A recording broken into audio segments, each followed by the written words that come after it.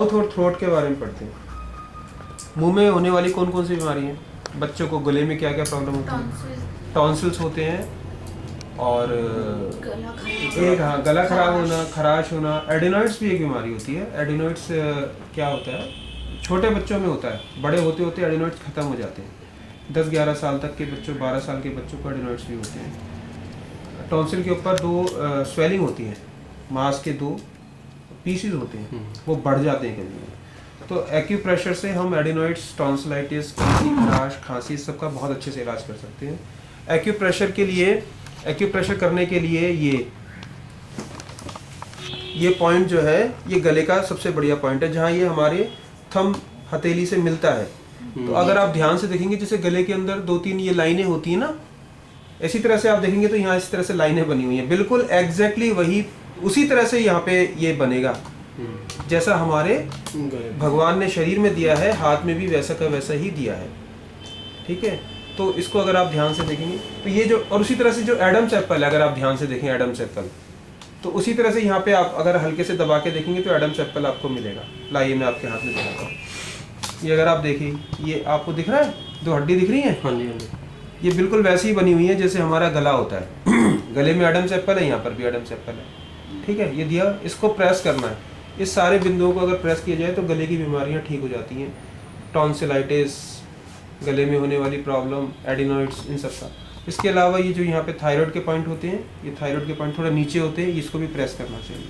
तो गले के लिए, गले की होने वाली कोई भी प्रॉब्लम के लिए ये बिंदु है, दोनों हाथों में है और दोनों पैरों में है, लेफ्ट में और राइट में। हाँ, तो हमें पता है मेल का लेफ्ट साइड यांग होता है, स्ट्रांग होता है, तो मेल के लेफ्ट साइड में दीजिए और फीमेल के राइट हैंड में दीजिए प्रेशर, अगर जल्दी रिजल्ट लेना है तो ये क्लियर हो गया? ये बिल्कुल क्लियर हो गया, कोई दिक्कत तो नहीं है? नहीं सर।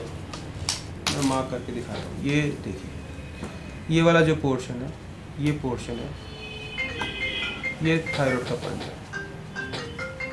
थायराइड और गले की बीमारियों के पॉइंट है, इसको हम मिटा देंगे अभी स्पिरिट से। ये वाला जो पोर्शन है, this portion is for thyroid, for tonsillitis,